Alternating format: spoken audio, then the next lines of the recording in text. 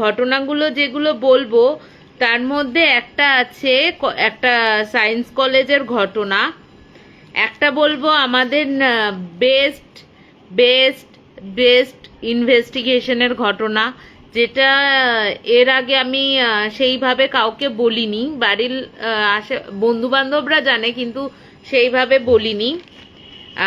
তৃতীয় ঘটনাটা বলবো আমার জেঠুর প্রথম কেস, যেটাতে একটা শক্তিশালী আত্মার কাহিনী, প্রতিশোধের কাহিনী বলবো, যেটাতে জেঠু বলেছিল এই প্রথম কেস, যেই কেসে আমি হেরে গেছিলাম, বাঁচাতে পারিনি।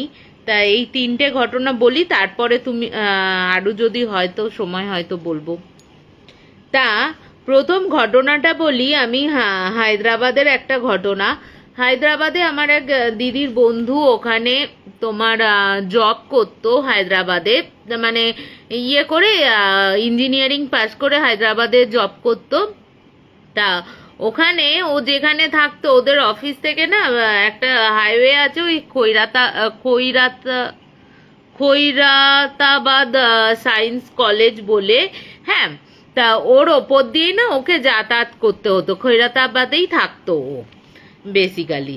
তা ও যখন ওই দাদাটি যখন তোমার ওই খৈরাতাবাদ সায়েন্স কলেজের সামনে দিয়ে যেত, এবার হায়দ্রাবাদ যথেষ্ট উন্নত জায়গা এবং তোমার যেখানে বলা হয় যে খুব উন্নত করে ফেলেছে যেখানে হায়দ্রাবাদ, সেখানে ও দেখতো যে একদম হাইওয়ের পাশে, কিন্তু যে হাইওয়ে মানে কোনো অলিগলি সেখানে কিন্তু না, একদম হাইওয়ের পাশে একটা ভাঙাচোরা ইয়ে পড়ে রয়েছে, বিল্ডিং পড়ে রয়েছে।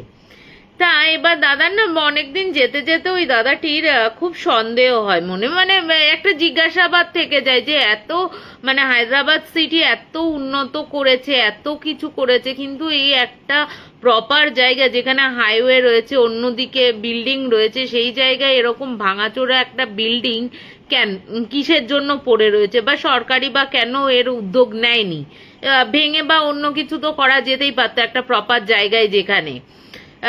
তা এবার না ও অনেকদিন এরকম খেয়াল করার পর যখন অফিসের একটু কলিগদের সাথে আরো ঘনিষ্ঠ হয়েছে, ও তখন জিজ্ঞাসা করে যে ওর আশেপাশের যারা রয়েছে তারা জিজ্ঞাসা করে, আচ্ছা আমি যে হাইওয়েটা দিয়ে আসি সেই হাইওয়ের ওখানে একটা ভাঙাচোরা বিল্ডিং দেখি, ওইটা কিসের রে, এত জায়গা উন্নত হয়ে গেছে, তা ওই ভাঙাচোরা বিল্ডিংটা তো সরকার মানে নতুন ভাবে তৈরি করে ইয়ে করতে পারে একদম প্রপার জায়গায় ভালো এরিয়ার মধ্যে। তা ওরা তখন বলছে ওইটা হচ্ছে খৈরাতাবাদ সায়েন্স কলেজ। তা বলছে সায়েন্স কলেজের এই অবস্থা, বলছে সায়েন্স কলেজ এর আগে খুব ভালোভাবে চলছিল সায়েন্স কলেজ, ওখানে সাধারণত ডেড বডি নিয়ে কাজকর্ম করা হতো, আর তোমার যেসব সায়েন্সের ইয়েগুলো রয়েছে রাসায়নিক ব্যাপার স্যাপার নিয়ে ওখানে কাজ করতো, এক্সপেরিমেন্ট করতো সমস্ত কিছু।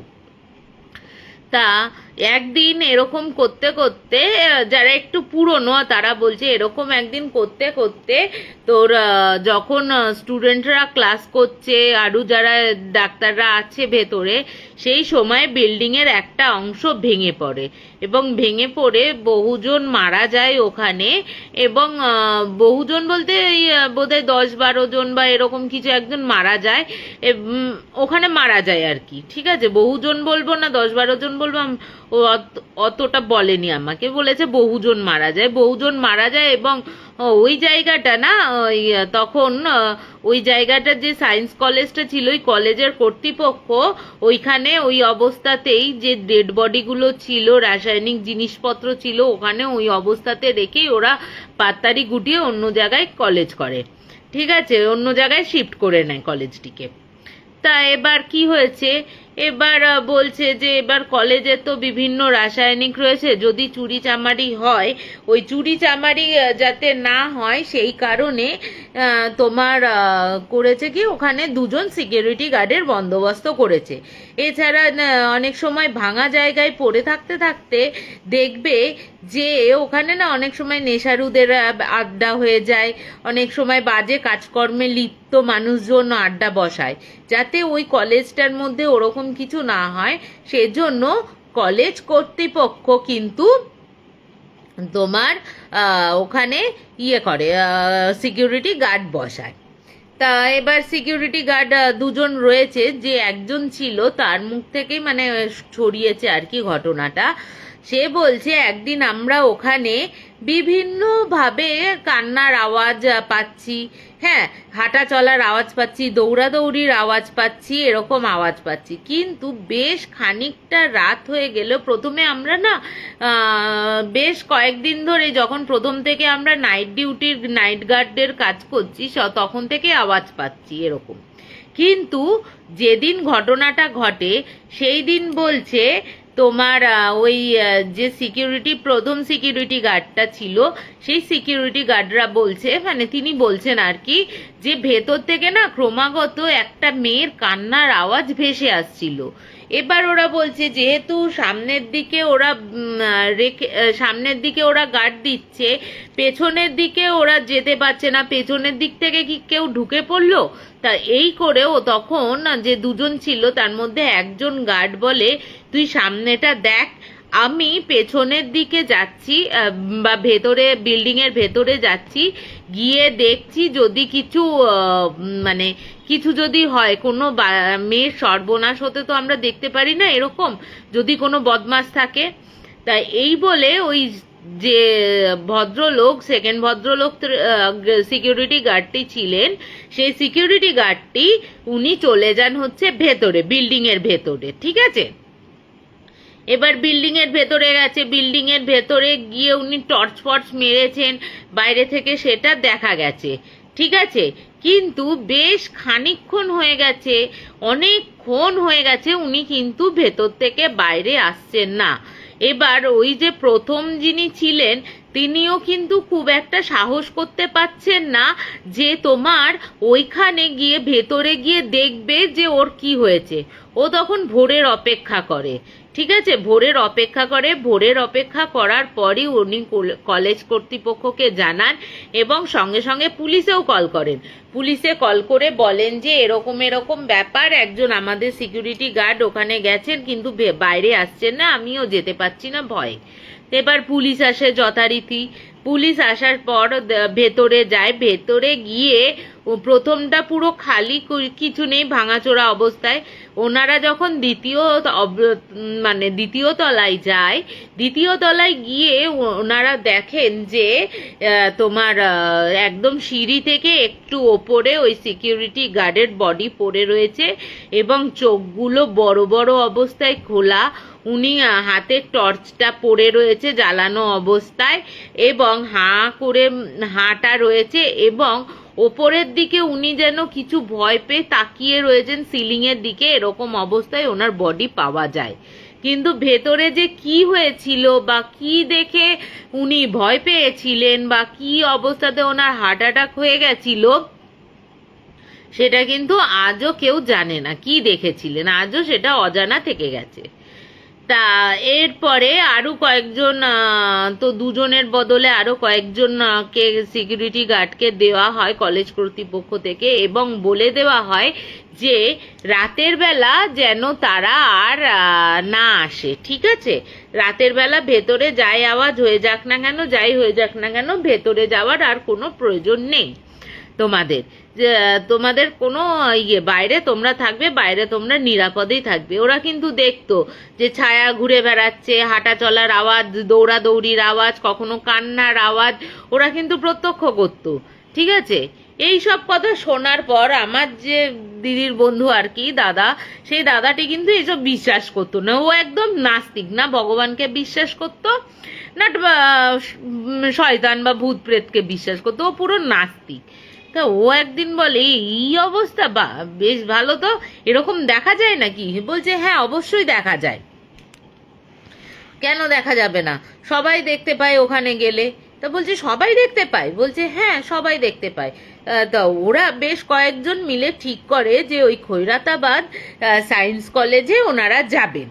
মানে দাদারা ঠিক করে কয়েকজন মিলে, যারা অ্যাকচুয়ালি নাস্তিক টাইপের, যারা ভূত প্রেত বিশ্বাস করে না বা ভগবানকে বিশ্বাস করে না, তারা ঠিক করে 25শে ডিসেম্বর ওরা যাবে ওই সায়েন্স কলেজে তোমার রাতের বেলা।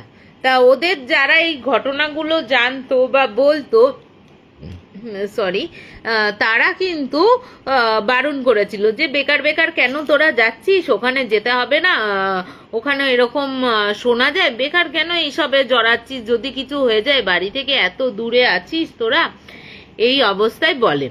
তা ওরা কথা শোনে না, ওরা যথারীতি যায় হচ্ছে 25শে ডিসেম্বর নাইটে। এবার ওরা বলে যে আমরা কোনো বেআইনিভাবে ঢুকবো না, যেহেতু একজনের মৃত্যু হয়ে গেছে সেহেতু আমরা ভেতরে ঢুকবো না, যা কিছু হবে বাইরে থেকেই দেখবো, ঠিক আছে। তা এবার ওরা বাইরে থেকেই ওরা বলে যে সিকিউরিটি গার্ডের, দেখে যে সিকিউরিটি গার্ডরা ঘোরাফেরা করছে, ওখানে গিয়ে ওরা বলে যে আমরা এরকম এরকম এসছি নিউজ রিপোর্টার, তো এরকম আমরা খবর শুনেছি যে তোমার এরকম এরকম যে এখানে এরকম শোনা যায় আর কি, দেখা যায়, তা এটা কি সত্যি? তখন ওরা বলে হ্যাঁ আপনারা এই একটা জায়গায় নিয়ে যায় ওকে কিছুটা দূরে, বলে এই জায়গাটা একটু চুপ করে বসে থাকুন, একটু বাদ থেকে শুরু হয়ে যাবে, আপনারা নিজের চোখেই দেখতে পাবেন। বলছে আপনারাও থাকুন, বলছে আমরা তো রেগুলার দেখি, আপনারা তো দেখতে এসছেন দেখুন। বলছে দাদারা বলছে তখন কটা হবে, 8:30 9টা হবে, যে খুব রাত হয়ে গেছে তা কিন্তু নয়, 8:30 9টা। হ্যাঁ, বলছে পুরো সায়েন্স কলেজটা না ভেতরটা পুরো গম গম করছে, কেউ কাঁদছে, কেউ হাসছে, কেউ দৌড়াদৌড়ি করছে। আর বলছে বিশ্বাস করবে না, প্রত্যেকে এমনকি ওই সিকিউরিটি গার্ডরাও স্বীকার করেছে যে ওখানে না কঙ্কালকে চলাফেরা করতে দেখা যায়, ঠিক আছে। কঙ্কালকে, যেহেতু ডেড বডি নিয়ে কারবার ছিল, হ্যাঁ ওরা আগে ওদের ইয়েটা দিয়ে নি, হ্যাঁ। তো তোমার ওই ছেলে মানে দাদার বন্ধুরা বলছে যে আমরা দেখছি ওরকম ছায়ামূর্তি কঙ্কালের মতন সাদা সাদা পুরো ঘুরে বেড়াচ্ছে। এবার আমরা প্রথমে ভেবেছি কেউ ভয় দেখাচ্ছে, কিন্তু টর্চ যেই আমরা জ্বেলেছি টর্চে কিন্তু গায়েব হয়ে যাচ্ছে, কিচ্ছু নেই, ফাঁকা। কিন্তু অন্য ইয়েতে যখন টর্চ নিভিয়ে দেখছি যে ওরকম ছায়ামূর্তি ঘুরে বেড়াচ্ছে, কান্নার আওয়াজ, ইয়ের আওয়াজ, সমস্ত কিছু বোঝা যাচ্ছে। এরপরে দাদারা ওখান থেকে চলে আসে, বলে এটা তো রেগুলারের কারবার, আমরা দেখে দেখে অভ্যস্ত হয়ে গেছি, কিন্তু ভেতরে আমরা যাই না, যেহেতু এরকম। এর আগেও শুধু ওই ওরা তখন বলে শুধু ওই যে প্রথম গার্ডটি মারা গেছে তা কিন্তু নয়, এর আগেও বহু নেশারু বা বহু বাজে কাজে লিপ্ত যারা তোমার ভেতরে যাওয়ার চেষ্টা, বাজে কাজে লিপ্ত যারা, তারা ভেতরে যাওয়ার চেষ্টা করেছিল, তারাও কিন্তু আর বাপাস আসেনি, ফিরে আসেনি, কারণ তাদেরও বডি ওখানে পাওয়া গেছে। পুলিশ কিন্তু বেশ কয়েকজনের, যখন ওই প্রথম বডিগার্ড মানে সিকিউরিটি গার্ডের বডি উদ্ধার করা হয়, তখন কিন্তু ওই কলেজ থেকে অনেকগুলো মানে প্রায় 20-25টার মতন বেওয়ারিশ লাশ পায়, শুধু পড়েই ছিল ওখানে। যে ওখানে কাটা ছেঁড়া হচ্ছে বা কোনো এক্সপেরিমেন্টের জন্য নিয়ে গেছে তা কিন্তু নয়, বা এডুকেশনের জন্য নিয়ে গেছে তা কিন্তু নয়, বেশ কয়েকজনের বেওয়ারিশ লাশ পাওয়া যায়। তা এরপর থেকে যেহেতু ডেড বডিগুলো ওরা ওইভাবেই ফেলে রেখেছিল, তাদের আত্মারাই হয়তো ঘুরে বেড়াচ্ছে ওখানে খৈরাতাবাদ, এখনো অবধি জানি না, বেশ কয়েক বছর আগের ঘটনা এটা। তখন দাদা বলেছিল আমরা বেশ গিয়ে আমাদের পিলে চমকে গেছিল ওই আওয়াজগুলো, যে তখন থেকে বিশ্বাস করি হ্যাঁ যদি ভগবান থাকে তাহলে ভূতও থাকে। তা এই হচ্ছে দাদাদের ঘটনা। ও তারপরে বলে রাখি, দাদারা যখন ফিরে আসে যে যার জায়গাতে, প্রত্যেকের কিন্তু জ্বর হয়। ওই জ্বর মানে কি বিশাল জ্বর, 1 সপ্তাহ কেউই, ওরা 5-6 জন কেউই কিন্তু অফিস যেতে পারেনি, কেউ কিচ্ছু করতে পারেনি, এতটাই ওদের মানে চোখের সামনে ওইগুলো দেখে, যারা বিশ্বাস করে না তাদের চোখের সামনে এরকম দেখালে তো ভয় লাগবেই। তো দাদাদের কিন্তু শরীর খারাপ হয়ে যায়, পরবর্তীকালে রিকভারি করে যায়। তখন বলেছিল যে তোদের তো বারণ করেইছিলাম যে তোরা যাস না, কেন গেছিলিস ওখানে। তা এই হচ্ছে আমার দাদার মানে দিদির বন্ধুর যে দাদা রয়েছে, সেই দাদার একটা খৈরাতাবাদ সায়েন্স কলেজের একটা মারাত্মক ঘটনা, মানে নিজের চোখে ওরা দেখেছে ওই ছায়া মূর্তিগুলো ঘুরে বেড়াচ্ছে, কান্নার আওয়াজ, মানে ওইগুলো কোনো লোকের বানানো ঘটনা বা এরকম কোনো ব্যাপার না, সত্যিই ওখানে আছে। তাই এই হচ্ছে আমার প্রথম ঘটনা। কেমন লাগলো একটু আমাকে জানিও প্লিজ, একটু আমাকে জানিও।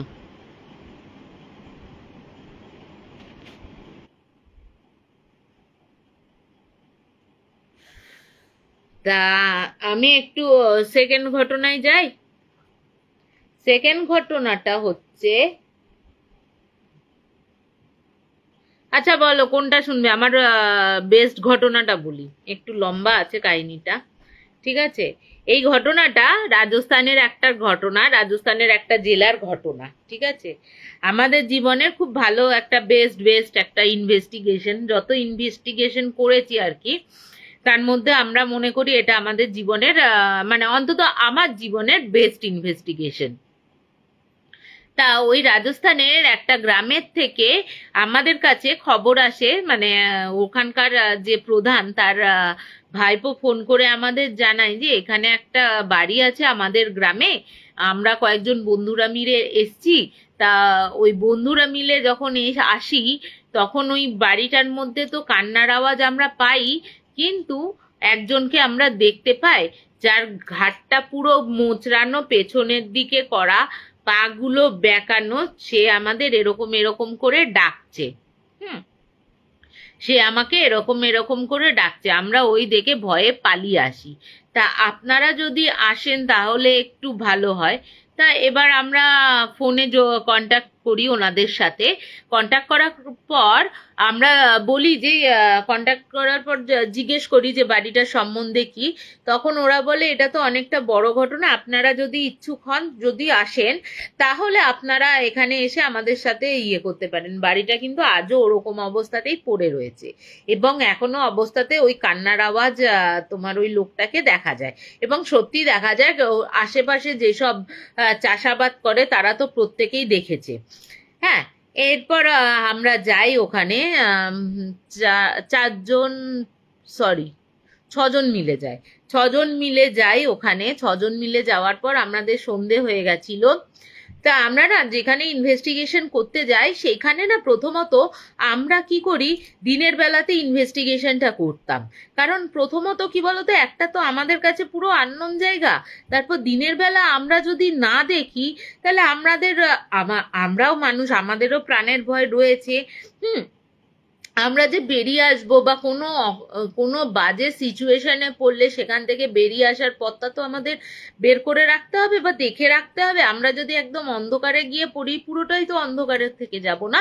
তো সেই কারণে আমরা দিনের বেলাতে গিয়ে কিন্তু তোমার ইয়ে করি, দিনের বেলাতে গিয়ে ইনভেস্টিগেশন করি। এবার আমরা যখন যাই তখন প্রধানের সাথে আমরা মুখোমুখি বসি এবং ওখানে যারা আরো লোকজন ছিল তাদের সাথেও কথাবার্তা হয়। তা ওখানে বলা হয় যে যে জমিটা আর কি রয়েছে সেই জমিটা একটা এমনি ধানি জমি ছিল, প্রথম মানে ধানি জমি বলছি, একটা এমনি জমি ছিল পড়ে। তা শহর থেকে একটা ফ্যামিলি আসে যার ছেলে রয়েছে, স্বামী স্ত্রী ছেলে আসে এবং ছেলেটির নতুন বিয়ে করা বউ, এই চারজনে মিলে ওখানে নতুন ঘর ফর তুলে, ভালো ঘর তুলে, অনেকটা জায়গা জমি কিনে ঘর তুলে বসবাস শুরু করে। ঠিক আছে, তা বেশ কিছুদিন মানে বেশ কিছু মাস ভালোভাবে চলার পর গ্রামের লোকেরা যখন পেছনের দিকে যারা চাষাবাদ করতে আসতো তারা শুনতে পেত কি, তারা শুনতে পেত কখনো বউটাকে না খুব মারছে, কখনো দেখতো যে গালাগালি দিচ্ছে বউটাকে, মানে তিনজনে মিলে, স্বামী স্ত্রী আর ইয়ে মিলে। হ্যাঁ, তা ছেলেটি কি করতো, ছেলেটি বাইরে চাকরি মানে শহরে চাকরি করতো, কিন্তু গ্রামে যখন প্রধান এসে জিজ্ঞাসা করে, আলাপ আলোচনা করে, তখন বলে যে না আমার ছেলে শহরে চাকরি করতো কিন্তু ওখানে ঘরবাড়ি করার মতন অবস্থা নেই, সুতরাং এই জায়গাটা আমরা ভালো পেয়েছি বলে এখানটা কিনে বসবাস করছি। বউটাও কিন্তু খুব ভালো ছিল, নতুন বউটা। পাড়া প্রতিবেশীদের মানে পাড়ার বউদের সাথে কথা বলা, যে কথা বলবো না এরকম কোনো ব্যাপার ছিল না, বউটা খুব ভালো ছিল। কিন্তু একদিন রাত্রির বেলা, পরের দিন ভোরবেলা যখন দেখে সবাই ওই বাড়িটাই দেখে যে তালা মারা, গেটে তালা মারা এবং কেউ কোথাও নেই, বাড়িটা পুরো নির্জুম হয়ে রয়েছে।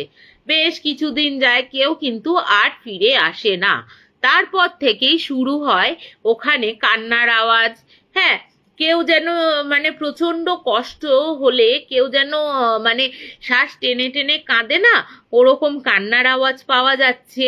হ্যাঁ, এবার বারবার করে আশেপাশে যারা যাতায়াত করছে, সে দিনের বেলা হোক, রাতের বেলা হোক, দুপুর বেলা হোক, যখনই যায় তখনই একটা মেয়ের কান্নার আওয়াজ ওই বাড়িটা থেকে ভেসে আসে।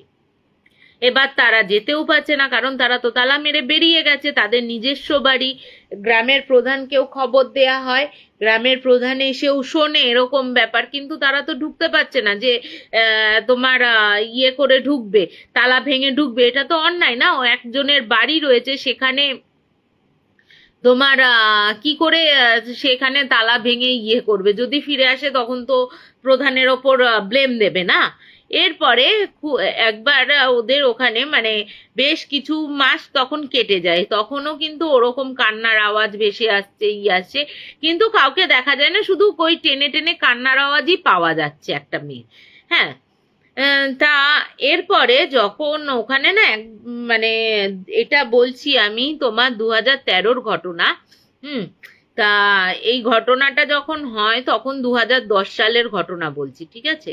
2010 সালের এই ঘটনাগুলো হয়েছে। 2010-এ নাকি ওই জায়গাটায় তো একটু বৃষ্টি বাদলা হওয়াতে না একটা চাষির খুব একটা যে তারা যে সবাই যে একদম নিজস্ব জমি জায়গা খুব বড় লোক তা তো নয়, মানে চাষিরাও রয়েছে, যেমন ওই পরের জমিতে চাষ করে না, এরকম মানুষও রয়েছে। তা এই বৃষ্টি হওয়াতে ওই গ্রামেরই এক পাশে না মাটির বাড়ি করে একজন থাকতো, সে কাজ করতো হচ্ছে পরের জমিতে, ঠিক আছে? পরের জমিতে কাজ করতো এবং সেইভাবে দিন গুজরান করতো, কিন্তু তার ফ্যামিলিতে কিন্তু প্রচুর লোকজন ছিল, ঠিক আছে? প্রচুর লোকজন ছিল এবং পরবর্তীকালে ওনার যে ছেলে আছে তিনি শহরে গিয়ে কাজ করেন, শহরে গিয়ে কাজ করাতে একটু ওদের অবস্থা ফেরার পর যখন ওই বৃষ্টি বাদলা হয় তখন না ওদের বাড়িটা একদম ধসে যায়। ধসে যেতেই অতগুলো লোক, মানে ওই চাষি ভাইয়ের বউ, তার ছেলে, ছেলের বউ, দুখানা বাচ্চা, এতগুলো লোক, বুঝলে তো? হ্যাঁ, এতগুলো লোক। তার মেয়েও ছিল, তার মেয়ের পাশেই বিয়ে হয়েছে, তার মেয়েও বেশিরভাগ সময় বাপের বাড়িতে চলে আসতো, ঠিক আছে? বাপের বাড়িতে চলে আসতো, থাকতো। এবার যেহেতু বাড়িটা ভেঙে গেছে, এবার কোথায় থাকবে? এবার তারা চিন্তা ভাবনা করে, এবার তাদের মনে হয় যে ওই বাড়িটা তো এত বছর ধরে ভেঙে মানে পড়ে রয়েছে আগাছা অবস্থায়, যদি আমরা ওই বাড়িটা কিছুদিনের জন্য থাকি এবং পরে যদি এই বাড়িটা ঠিক করে মানে আর একটু টাকা পয়সা হাতে আসলে এই বাড়িটা ঠিক করে নেব। এই ভেবে গ্রামের প্রধানের কাছে যায়, গ্রামের প্রধানকে গিয়ে বলে যে ওরা তো এত বছর হয়ে গেল এলো না, যদি আসে, যদি আমাদের একটু থাকতে দেবেন তাহলে বাড়িটা তৈরি করতে খুব ভালো, মানে বাড়িটা যতদিন না তৈরি হচ্ছে ততদিন এই বাড়িতে থাকি, তারপরে, কারণ বাচ্চা নিয়ে আমরা কোথায় যাব, কার বাড়িতে যাব, সেই কারণে আমরা থাকি। তা এই হচ্ছে থাকতে শুরু করলো। কিন্তু প্রথম ওরা যেহেতু অনেকগুলো মেম্বার ছিল, ওরাও কিন্তু ওই তালা ভেঙে বললো ঠিক আছে, ওরা যদি আসে তোমাদের কিন্তু দেনেন দেয়ার উঠে যেতে হবে, ঠিক আছে? একটুখানি আমি একটু জল খেয়ে নিই। হ্যাঁ,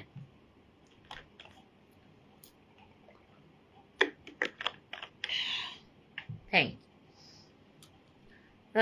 তা এবার হচ্ছে কি, এবার বলছে যে তোমাদের ওই বাড়িটা একটু বাড়িটায় থাকতে শুরু করলে, এবং যেহেতু অনেকগুলো লোকজন ছিল ওখানে, ওরা কান্নার আওয়াজ পেত, পেত, কিন্তু ওরা না অত পাত্তা দিত না, ভাবতো যে বাইরে হয়তো কেউ শেয়াল ফেয়াল কাঁদছে, কাঁদছে, কিন্তু ওরা বলেছিল যে আপনারা এই বাড়িতে থাকতে পারবেন তো, কারণ এই বাড়িটা তো এরকম ভুতুড়ে অবস্থাতে পড়ে রয়েছে এবং অনেকেই তো কান্নার আওয়াজ সবসময় পাওয়া যাচ্ছে। তা বলছে আমরা দেখুন আমাদের তো অত পয়সা কড়ি এতটাও হাতে নেই যে অন্য বাড়ি ভাড়া করে থাকবো, যখন পড়েই রয়েছে এই বাড়িটা, তখন তখন এই বাড়িটা করলে ভালো হয় না, আমাদের দিলে। তো ওরা থাকতে শুরু করলো।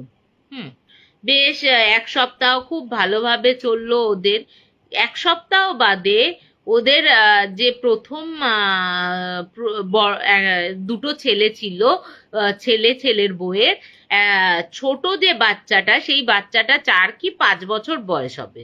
সেই বাচ্চাটা, এবার বলো 4 বছরের বাচ্চা নিশ্চয়ই দরজা খুলে সে অত ওপরে, এবার অত ওপরে গিয়ে রান্নাঘরের বিমে গিয়ে গলায় দড়ি দিতে পারবে না। কিন্তু পরের দিন সকালবেলা দেখা যায় ওই বাচ্চাটি ওই গলায় দড়ি দিয়ে ঝুলছে এবং এরকম এরকম ভাবে নড়ছে বাচ্চাটা। হ্যাঁ, এবার বাড়ির লোকের অবস্থা যা হয় আর কি, যে মারা গেছে এরকম ভাবে, বাচ্চা মারা গেছে, তার মা বাবার অবস্থা কি হয়, ফ্যামিলির অবস্থা কি হয়, সেটা আর বলে বোঝানোর মতন নয় আর কি এখানে।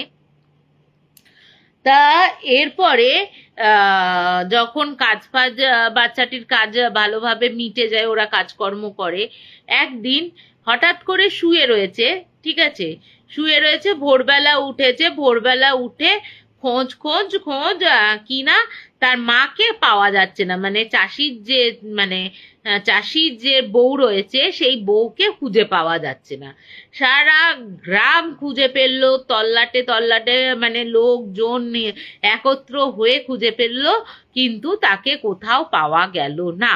সে যেন পুরো বাড়ি থেকেই উধাও হয়ে গেছে, ঠিক আছে। এর ঠিক যখন খোঁজাখুঁজি চলছে, এর ঠিক একদিন বাদে ওনার বডিটা ভেসে ওঠে ওই কুয়োটার মধ্যে, ঠিক আছে। এবার বলে রাখি বাড়িটার বর্ণনা, ঠিক আছে।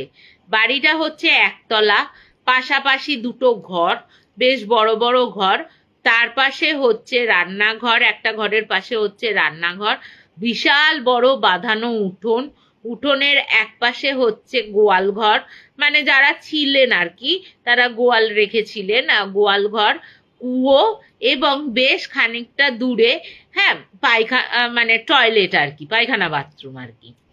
হ্যাঁ, এরপর ওই কুয়োটার মধ্যে তার সেই মহিলাটির বডি ভেসে ওঠে। এবার একই বাড়িতে পরপর মৃত্যু এরকম চলছে, এটা মানে সবাই পাড়ার লোক বলছে তোমরা কিন্তু উঠে যাও, ভালো কথা বলছি, তোমরা উঠে যাও, এই বাড়িটা ভুতুড়ে, এরকম দুটোই অস্বাভাবিক মৃত্যু, এই বাড়িটা কিন্তু তোমাদের জন্য শুভ না। বাড়ির লোক কিন্তু তোমার পাড়া প্রতিবেশীরা কিন্তু ওদের বলছে, কিন্তু তাও কেউ কথা শোনে না, যেহেতু ইয়ে নেই, টাকা পয়সা অতটাও নেই। হ্যাঁ, এরপরে একদিন প্রচন্ড গরমকাল, তখন কিন্তু অনেকটা মাস কেটে গেছে, ওই শুধু কান্নার আওয়াজই পাওয়া যায়, কান্নার আওয়াজই পাওয়া যায়, আর কোনো কিছু পাওয়া যাচ্ছে না। এরপরে তোমার হচ্ছে যে কান্নার আওয়াজটা পাওয়া যাচ্ছিল, সে না এবার বলা শুরু করছে, আমাকে হেল্প করা, আমাকে হেল্প করো, এখানে পুঁতে রেখেছে, এবং সেটা পরিষ্কার স্পষ্ট ভাষায় লোকে শুনতে পাচ্ছে। ওরাও না অতটা শোকে কষ্টেই বলো বা কিছু বলো বা ওদের মতিভ্রমে বলো, ওরা কিন্তু আর পাত্তাই দিচ্ছে না এই জিনিসটাকে, যে ওর যে রাগ হচ্ছে, ওর রাগের কারণে যে মারা যাচ্ছে সেটাও ওরা বুঝতে পারছে না, ভাবছে যে হয়তো কোনো কারণে মারা যেতেই পারে অস্বাভাবিক ভাবে, এরকম ব্যাপার ওদের হয়তো, আমি বলবো ওই ফ্যামিলিটার হয়তো বুদ্ধিভ্রমই হয়েছিল, ঠিক আছে। কারণ এতগুলো মৃত্যু, দুটো পরপর দুটো মৃত্যু হয়ে যাওয়ার পরও যাদের টনক নড়ে না তাদের বুদ্ধিভ্রমই হয়েছিল বলবো আমি। হ্যাঁ, তারপরে প্রচন্ড একদিন গরম পড়েছে, তা ওখানে লোকেরা না খাটিয়া করে বাইরের দিকে, বাইরে উঠোনে ফুটনে শোয়। তা ওদের বাবা ঠিক করে, যে চাষি আর কি, যে মেন চাষি, সে ঠিক করে যে ওই বাড়ি উঠোনটাই শোবে, খুব গরম। এবার ও তখন বলে যে কুলার রয়েছে, কুলারে তুমি শো, বেকার কেন শুচ্ছ বাইরে, যদি কিছু হয়, এরকম তো দেখছো অস্বাভাবিক। বলছে না, এখন তো ঠিকঠাক হয়ে গেছে, হয়তো আর কিছু হবে না, শুধু কান্নার আওয়াজই তো পাওয়া যায়, আর তো কিছু হয় না। এই করে পরের দিন যারা ভোরবেলা কাজ করতে আসে,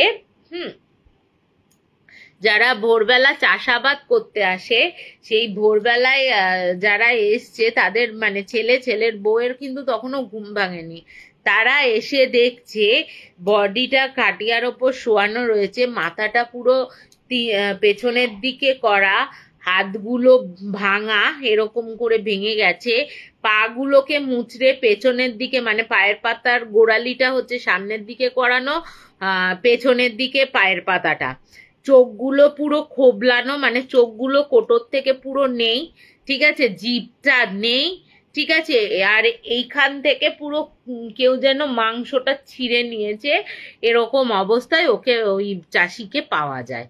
তখন সবাই গ্রামবাসীরা তখন বলে যে এই দেখো, তোমাদের তো আমরা বারণ করেছিলাম, এই মর্মান্তিক মৃত্যু কি মেনে নেওয়া যায়, তোমরা উঠে যাও। ওরাও এবার ভয় পেয়ে যায়, ভয় পেয়ে উঠে যায়। কিন্তু ওই কান্নার আওয়াজের সাথে সাথে কিন্তু এবার শুরু হয় ওই ছেলে, মানে ওই যে চাষি ভাই রয়েছে, ওই চাষি ভাইকে যে অবস্থায় মারা গেছে, সেই অবস্থায় ওই ঘাড় ভেঙে ওরকম ভাবে লোকজনদের ডাকতে। এবার সন্ধে বেলা হলেই ও ওরকম ভাবে গেটের সামনে দাঁড়িয়ে ডাকাডাকি শুরু করতো। এরপরে লোকেরা যাও বা যেত, তার আগে কিন্তু তারপরে ওই লোকটাকে দেখার পর কিন্তু গ্রামবাসীরা সন্ধ্যের পর ওই বাড়ির সামনে দিয়ে যাওয়া আসায় বন্ধ করে দিল।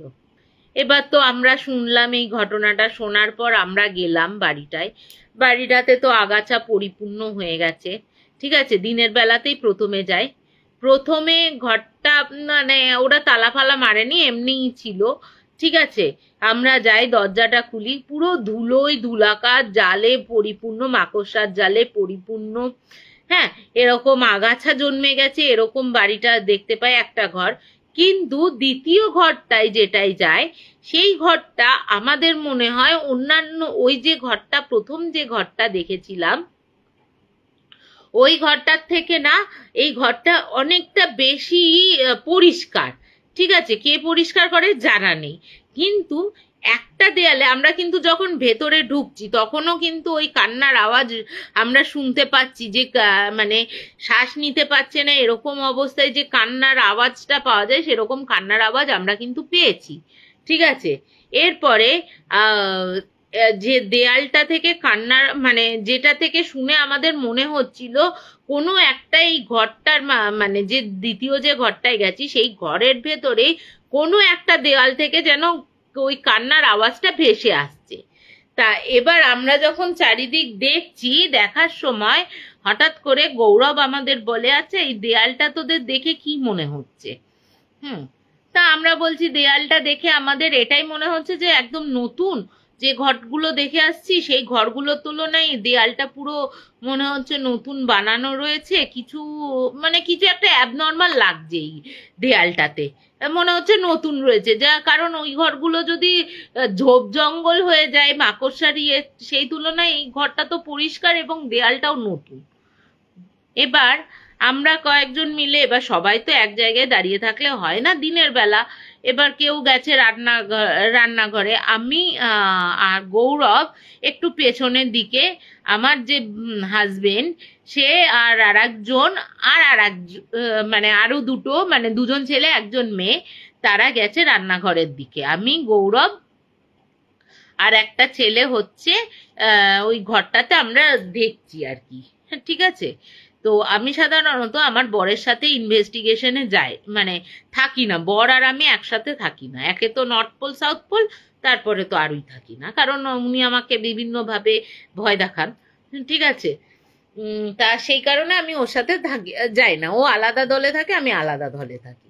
তা এরপরে আমরা যখন যাই, তা এবার ওরা যখন ভেতরে ঢুকেছে, আমার বর পেছনে, ওরা আর যে দুজন ছিল, একটা ছেলে একটা মেয়ে, তারা কিন্তু ছিল সামনে, ঠিক আছে। সামনে ওরা ঢুকেই না ছিটকে বেরিয়ে এসে চিৎকার শুরু করে, ওরে বাবারে করে।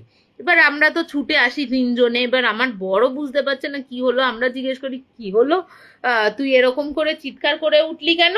তখন ও বলছে, সরি, হ্যাঁ, তখন ও বলছে যে আমরা যেই ঢুকেছি তখন দেখছি কি ওই বাচ্চাটা, একটা বাচ্চা গলায় দড়ি অবস্থা এরকম এরকম এরকম করে ঝুলছে, হাওয়ার মতন করে ঝুলছে, আমরা ওই দৃশ্য নিতে পারিনি। এবার আমরা তো সঙ্গে সঙ্গে ভেতরে যাই, ভেতরে গিয়ে কিন্তু আমরা কিছু দেখতে পাইনি, ঠিক আছে। যেমন অ্যাজ ইট ইজ রান্নাঘর ধুলো ভর্তি, ধুলোপূর্ণ, ওরকম ওরা কিন্তু দেখতে পায়। এবার আমরা যখন এরকম কথা বলছি, হঠাৎ করে না গৌরব দৌড়ে না ওই ঘরটাতে যায়, ঠিক আছে, যে ঘরটাই মানে পরিষ্কার একটু, মানে অন্য ঘরগুলোর তুলনায়।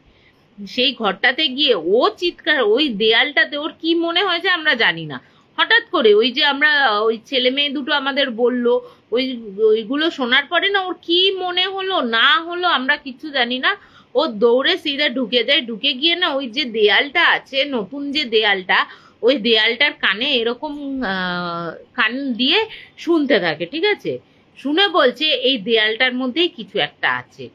হুম, এই দেয়ালটা কথা বলছে, মানে এই দেয়ালটার ভেতর থেকে আমি কান্নার আওয়াজটা পাচ্ছি। এবার ওরা বলছে তোরা কান দে, আমরা কান দিয়ে সত্যি দেয়ালের ভেতর থেকেই পরিষ্কার কান্নার আওয়াজটা সত্যিই শোনা যাচ্ছে, ঠিক আছে। এরপর আমরা বেরিয়ে আসি, বেরিয়ে এসে তো রাত্রির বেলা আবার যাই, গিয়ে তখন তখন না আর কান্নার আওয়াজটা না অতটা করে কান্নার আওয়াজ পেলেও আমরা যখন ঢুকি, বিশ্বাস করবে না, দিনের বেলা তো আমরা দেখেছি, কিন্তু রাতের বেলাতে যেই ঢুকেছি না, আমাদের গা গুলো প্রত্যেকজনের মানে 6 জনেরই গা পুরো ভারী হয়ে গেছে, যেন মনে হচ্ছে কি মানে হাওয়া প্রচন্ড ভারী, শ্বাস নিতে কষ্ট হচ্ছে। আমরা আর অন্য কোনো ঘরে যাইনি, সিধা ওই ঘরটাতেই গেছি। ওই ঘরটাতে গিয়ে এবার শুনছি আমাদের বলছে পরিষ্কার ভাষাতে, কোনো ক্যামেরা, কোনো ইকুইপমেন্ট, কোনো যন্ত্রপাতি ছাড়া পরিষ্কার স্পষ্ট কানে আমরা শুনতে পেয়েছি, আমাদের বলছে আমাকে এখান থেকে মুক্ত করো, মুক্তি দাও, আমাকে এখানে আটকে রাখা হয়েছে, এই দেয়ালের ভেতর আমাকে পুঁতে রাখা হয়েছে, ঠিক আছে, এরকম করে বলছে, আমরা পরিষ্কার শুনতে পাচ্ছি, ঠিক আছে।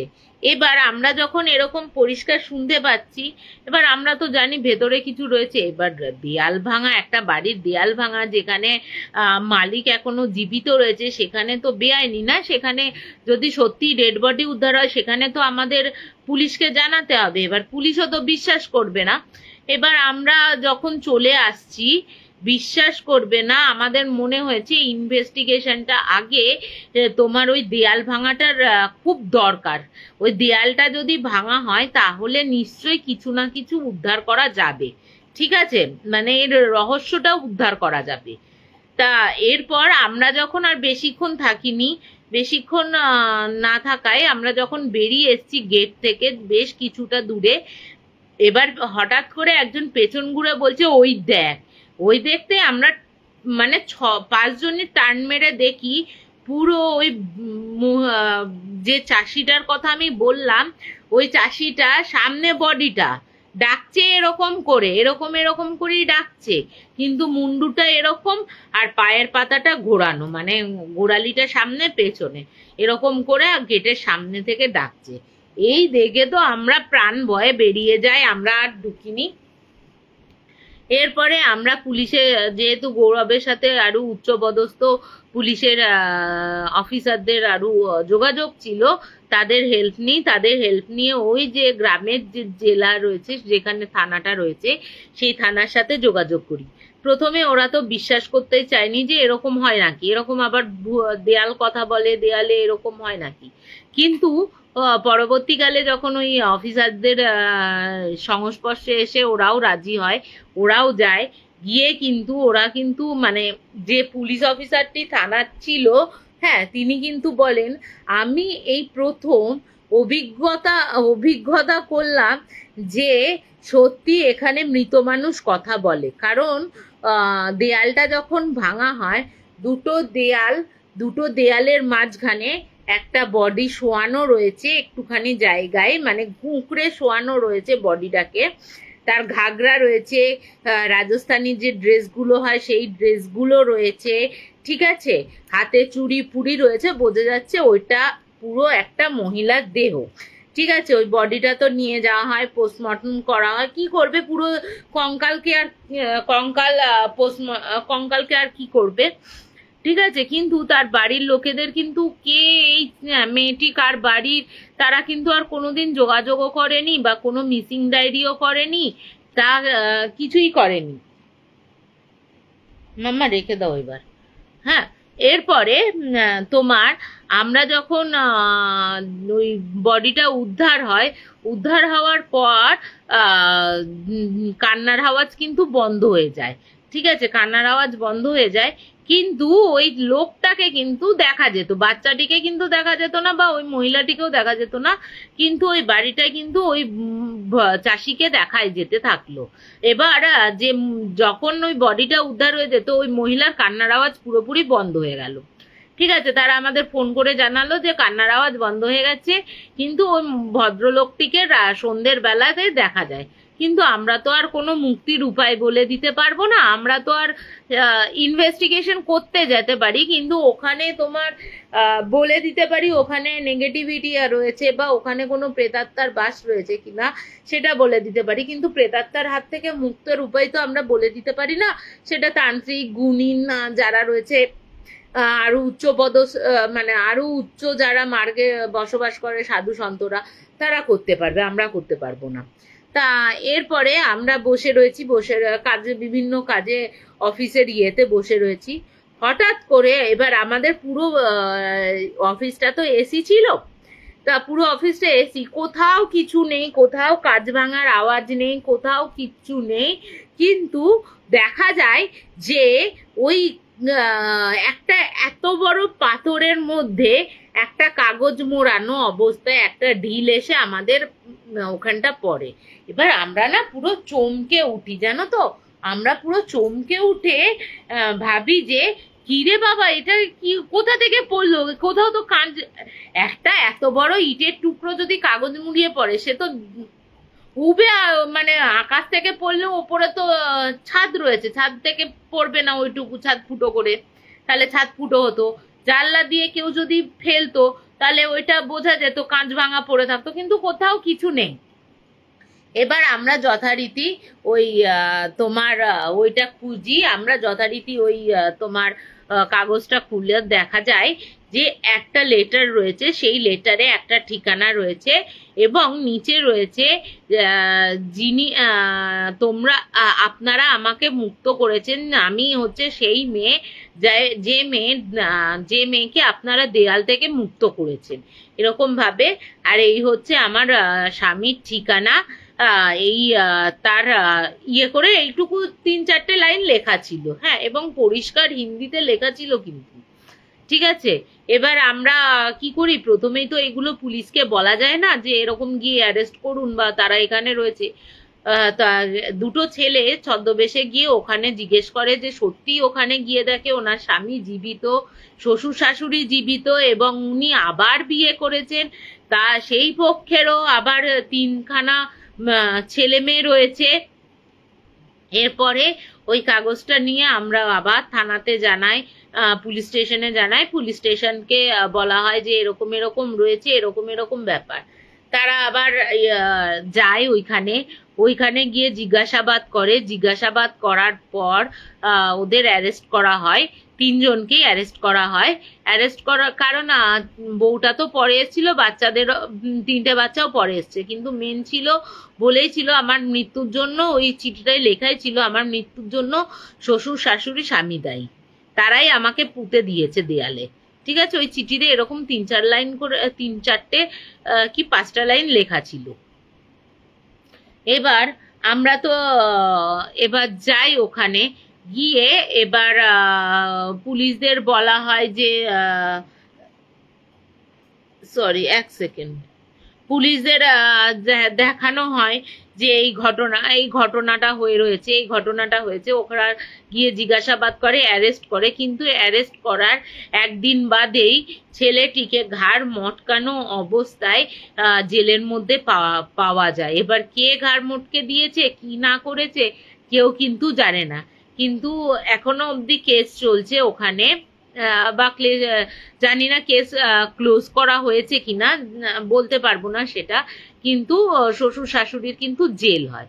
তা আমরা মনে করি একটা আত্মাকে, আমরা একটা মেয়েকে মুক্তি দিতে পেরেছিলাম এবং একটা মানে 3জন খুনিকে আমরা ধরে দিতে পেরেছিলাম। একটা আত্মা আমাদের এসে এইভাবে হেল্প, মানে এইভাবে না বললে বা কিছু না করলে হয়তো মেয়েটির মুক্তিও হতো না, এইভাবে হয়তো বছরের পর বছর সে থেকে যেত, যেই চাষি ভাইয়ের যেমন মুক্তি হচ্ছে না। তা এই হচ্ছে আমরা মনে করি, আমি অন্তত মনে করি এই মুক্তির ব্যাপারটা, যে মেয়েটিকে আমরা মুক্তি দিতে পেরেছি সেই দেয়ালের পুঁতে রাখার, বলছে বিশ্বাস করবে না, একদম এরকম অবস্থায় এইটুকু জায়গার মধ্যে আমরা কঙ্কালটিকে পেয়েছিলাম।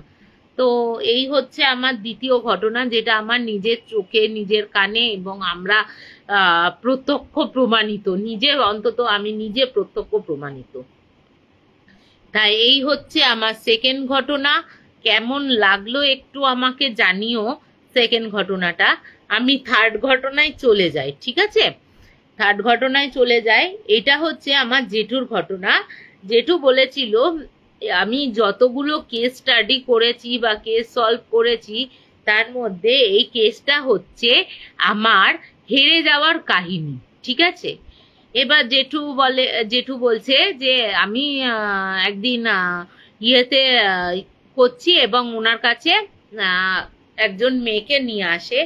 মেয়েটিকে দেখে আমি রীতিমতো ভয় পেয়ে যাই, কারণ মেয়েটি বলছে এখান থেকে মাথার চুল ছেঁড়া, ঠিক আছে, মানে চুল নেই, স্ক্যাল্প দেখা যাচ্ছে, এখান থেকে চুল ছেঁড়া, সারা মুখে আঁচড়ের দাগ, সারা গায়ে আঁচড়ের দাগ, চোখটা এমন মানে এমন ভাবে ইয়ে করেছে, চোখটা একটা চোখ নষ্ট হয়ে গেছে তার, হ্যাঁ, মানে সারা গায়ে স্ক্র্যাচেস। ওকে দেখে না আমরা নিজেই উনি ভয় পেয়ে গেছে। এবার উনি বলছে কি হয়েছে, এবার সেই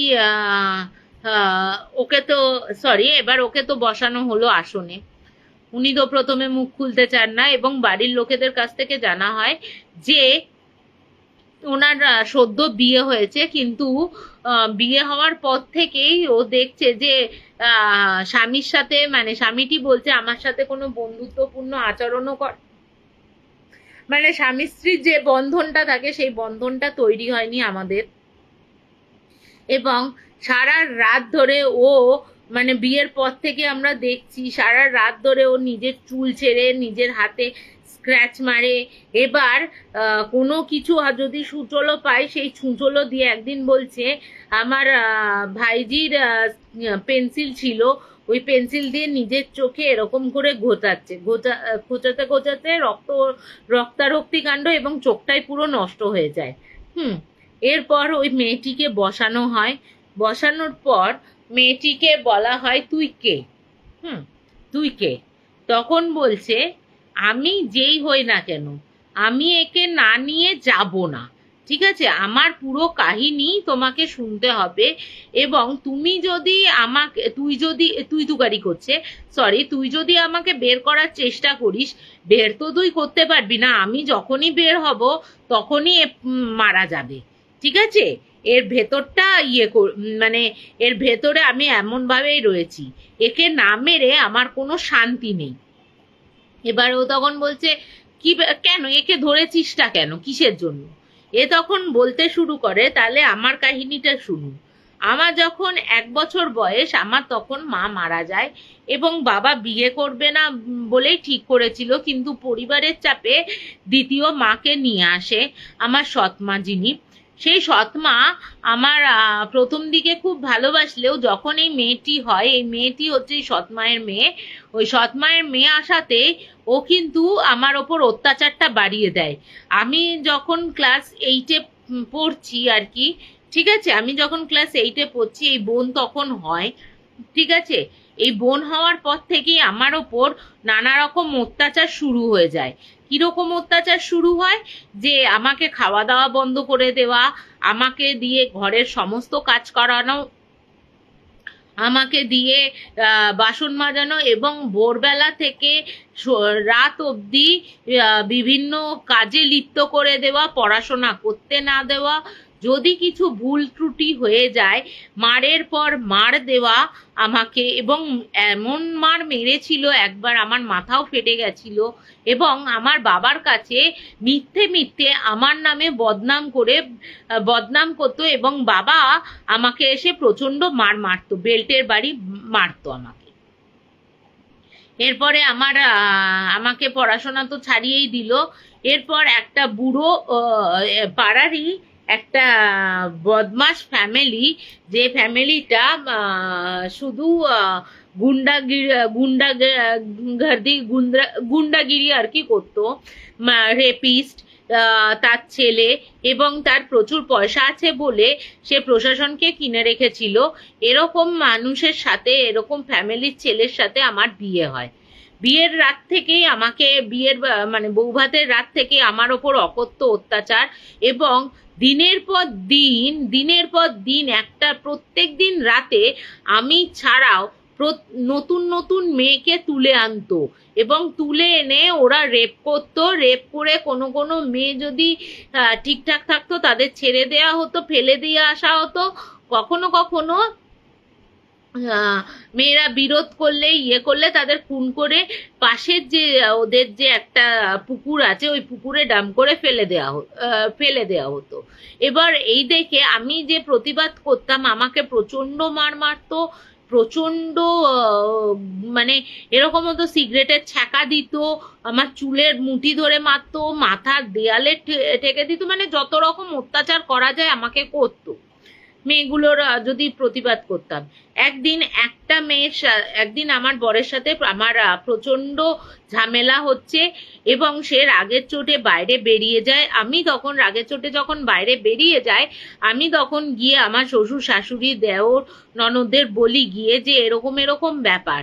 তা ওরা তখন বলে, তুমি বা কেন এত বিরোধ করছো? তুমি জানো না আমার ফ্যামিলিতে এরকমই হয়, আমার ছেলে এরকমই করবে, তোমাকে এইভাবেই মানিয়ে নিয়ে থাকতে হবে। তুমি যদি মানিয়ে নিয়ে থাকো তো খুব ভালো, না মানিয়ে নিয়ে থাকলে তোমাকে কিন্তু এই অবস্থাতেই মানে তোমাকে কিন্তু এরকমই অত্যাচার সহ্য করতে হবে বাবা, আমরা কোনো হেল্প করতে পারবো না। এই বলার পর যে ওই ছেলেটি যখন মাতাল হয়ে একটা মেয়েকে ধরে নিয়ে আসে, মেয়েটি একদম অল্প বয়সে, একদম মানে ওই 15-16 বছর বয়স, তখন ওই মেয়েটিকে নিয়ে আসে ছেলেটি, এবং ওর সামনে ওকে বলে, তুই আমার মা বাবাকে বলেছিস? আসার সাথে সাথে কানে লাগিয়ে দিয়েছে যে তোর বউ তোর নামে এরকম আমাদের কাছে মানে করতে এসেছিল, ও কিন্তু কানে ঢেলে দিয়েছে বলে। ও তখন ওকে চুলের মুঠি ধরে বলছে যে তুই আমার নামে আমার বাবা মার কাছে লাগিয়েছিস, তাহলে দাঁড়া, তোর আমি করছি, তোর আমি ব্যবস্থা করছি, তোর সামনে এই মেয়েটিকে মার্ডার করব, রেপ করব। ওর সামনে মেয়েটিকে মার্ডার করা হয়, এবং ও যখন মেয়েটিকে মার্ডার করতে যাচ্ছে তখন ওকে বাঁচানোর জন্য, বাচ্চা মেয়ে যেহেতু 15-16 বছরের মেয়ে, তাকে বাঁচানোর জন্য যখন এগিয়ে আসে, ওর নিজের কষ্টগুলোকে সহ্য করে যখন এগিয়ে আসে, তখন কি করে ও, তখন একটা পেট্রোলের জার এনে ওই পেট্রোলের জার ওই দুজনের গায়ের ওপর ছিটিয়ে, এবং স্বামী স্ত্রী মা বাবা দেওর ননদ প্রত্যেকের সামনে ওই দুজন মেয়েকে, ওই বাচ্চা মেয়েটি এবং নিজের স্ত্রীকে ওই পেট্রোলে জ্বালিয়ে মেরে দেয়। ঠিক আছে, মেরে দেয়, এবং জ্বলন্ত অবস্থায়, যেহেতু প্রশাসনও কেনা, আধপোড়া লাশটাকে ওখানে ফেলে দেয় কি পুড়িয়ে দেয় জানি না, যাই হোক বডি হয়ে যায়। এরপরে এইটুকু শোনার পর ও তখন, জেঠু তখন বলে যে তুই তুই তাহলে একে ধরেছিস কেন? এ তো তোর কিছু করেনি, যা না, তোকে মেরেছে তো তোর শ্বশুর বাড়ির লোক, যা তুই ওখানে গিয়ে তুই ওদের গিয়ে মার, তুই একে ধরছিস কেন? এর ওপর এত অত্যাচার করছিস কেন? ও তখন বলছে, কে বলেছে আমি ওদের মারিনি? আমার বরকে তো মেরে এসছি, পুরো ফ্যামিলিটাকেই শেষ করে এসছি, তোর কথাতে আমি বসে থাকবো নাকি? এরকম করে বলছে, ওই মেয়েটিই বলছে। এবার তখন জেঠু বলছে, মেরেছিস মানে কি করে মারলি? বলছে, কেন, বর একদিন মাতাল হয়ে এসছিল, একটা মেয়েকে রেপ করতে যাচ্ছিল, আমি পুরো ওর সামনে ওই জ্বলন্ত অবস্থায় ওর সামনে দাঁড়ায়, ও ভয় পেয়ে যায়, এবার আস্তে আস্তে আমার যে সব ঝলসানো রূপ, ওইগুলো আসল রূপটা দেখায় ওকে, ও অজ্ঞান হয়ে পড়ে যায়। হ্যাঁ, তারপরে আমি ওর হৃৎপিণ্ডটা খেয়ে নিই, হাড়টা খেয়ে নিই, হ্যাঁ, ওর হাড়টা খেয়ে নিই, ওর আরো যেসব ছিল দুভাগ করে চিড়ে আমি বের করে নিয়ে সবকিছু করে এইভাবে মেরে ফেলেছি। আর বলছে, তাহলে শ্বশুর শাশুড়িদের মেরেছিস কিভাবে? বলছে, একদিন ওরা কোথাও যাচ্ছিল সবাই মিলে গাড়িতে করে, আমি তখন, আমার দেওর গাড়ি চালাচ্ছিল, দেখলাম যে এই সুযোগ, আমি তখন কি করলাম, আমি শুধু আমার মুখটা ওই যে সামনের যে কাঁচে স্টিয়ারিং ধরে রয়েছে সেই কাঁচের সামনে গিয়ে আমার ওই পোড়া মুখটা, জ্বলন্ত পোড়া মুখটা ধরলাম। ধরতেই ও একটু ভয় পেয়ে যায়, ভয় পেয়েই সন্তুলন হারিয়ে দেয় এবং সবাইকে আমার ওই জ্বলন্ত রূপটা দেখায়। দেখানোর পর ও টাল সামলাতে না পেরে ডাম্পারের পেছনে গিয়ে এমন জোরে ধাক্কা মারে ওখানেই 4 জনের স্পট ডেড হয়ে যায়। তা এরপরে বলছে তুই তো মেরে ফেলেছিস, তাহলে একে ধরেছিস কেন? বলছে শুধু একে ধরিনি, একে নেব তো বটেই, আমি আমার মা বাবাকেও মেরেছি। মাকে কিভাবে মেরেছিস? মাকে বলছে কেন, আমাকে যেমন গায়ে আগুন দিয়ে একবার গায়ে আগুন দিয়ে দিচ্ছিল না আমার মাও, হ্যাঁ ওরকম ভাবে স্টোভটা গ্যাসটা খুলে রেখেছি, গ্যাস বাস্ট করে মরে গেছে আমার মা। আর বাবাকে বলছে বাবাকে আমি মারতে চাইনি, কিন্তু মারতে বাধ্য হলাম সেই দিনের কথাগুলো মনে করে। আমি শুধু বাবার সামনে আমার রূপটা এনে প্রথমে উঠোনে দাঁড়িয়েছিলাম আমার আসল রূপে, কি পরবর্তী সময় যে জ্বলন্ত রূপটা বাবারা দেখতে পায়নি সেই জ্বলন্ত রূপে দেখাতেই বাবার হার্ট অ্যাটাক হয়, বাবা ওখানেই মারা যায়। এবার একে না নিয়ে আমার শান্তি নেই। এই দুটো ফ্যামিলির জন্য আমার কিন্তু এই অবস্থা। আমাকে এরা পড়তেও দিল না। আর যদি আমি পড়াশোনায় ভালো ছিলাম, স্কুলে র্যাঙ্ক করতাম, আজ যদি আমাকে এরা পড়তে দিত, আজ আমি ভালো চাকরি বাকরি করে হয়তো দূরে চলে যেতাম, তখন হয়তো এর জীবনে কোনো বাধা হয়ে থাকতামই না, মা বাবার জীবনে বাধা হয়ে থাকতাম না। এই বলে তো খুব কান্নাকাটি শুরু করে। তখন বলে তুই থাম, তুই কাঁদিস না, তুই একে ছেড়ে দে, তোর মুক্তির উপায় তুই বল, তুই কি করতে চাস, তোর কি কি লাগবে। ও তখন জেঠু তখন বলছে কি কি লাগবে তোর বল। ওই মেয়েটি তখন বলছে আমার কিছু লাগবে না, আমার শুধু একেই মারতে হবে, আর কিচ্ছু লাগবে না। এর মারার পরই একে মারলেই আমার মুক্তি হয়ে যাবে। তখন বলছে যে এই মুক্তি হয়ে যাবে। তা তখন জেঠু তখন ওর বাড়ির লোকদের বলে যে এরকম আত্মারা মানে এরকম বলে। তো যজ্ঞ শুরু করলো। ওনার কাছে যেসব ভৈরব রয়েছে, হ্যাঁ ওনার কাছে প্রায় 5-6টা ভৈরব রয়েছে। তা ওই ভৈরবদের পাঠিয়েও কিন্তু ওই শক্তিশালী যে আত্মাটা, প্রেতাত্মাটা রয়েছে বা শক্তিশালী ওই মেয়েটির আত্মাটা রয়েছে, সেই আত্মাটাকে কিন্তু ওই 6টা ভৈরবও কিন্তু বার করতে পারেনি। তারাই ভয় পেয়ে আবার ব্যাক করে গেছে। যত উনি মানে ক্রিয়া যাগযজ্ঞ শুরু করেছে তত কিন্তু ওর বলছে তুই যতই যাগযজ্ঞ কর, যতই তুই আরো লোকজনদের পাঠা, আমি কিন্তু একে না নিয়ে যাব না। এরপরে কি করে, যখন যাগযজ্ঞ হচ্ছে তখন হতে হতে না মেয়েটি পড়ে যায়। মেয়েটি পড়ে যেতেই তখন মেয়েটি মুখ টুবড়ে পড়ে গেল। ওকে তুলে দেখলো মেয়েটি কিন্তু আর নেই, প্রাণটা কিন্তু নিয়েই ও চলে গেল। ও কিন্তু মানে যখন যাগযজ্ঞ করছিল তখন ও কিন্তু বলেছিল যে এই যাগযজ্ঞ করার ফল কিন্তু ভালো হবে না, এবং আমি যদি যাই এ কিন্তু মরে যাবে। আমি যতদিন বেঁচে আছি এ বেঁচে থাকবে, আমি যেদিন বেরিয়ে যাব সেদিনে মরে যাবে এবং আমার মুক্তির পথ হয়ে যাবে। এবার ওর মুক্তি হয়ে যায়।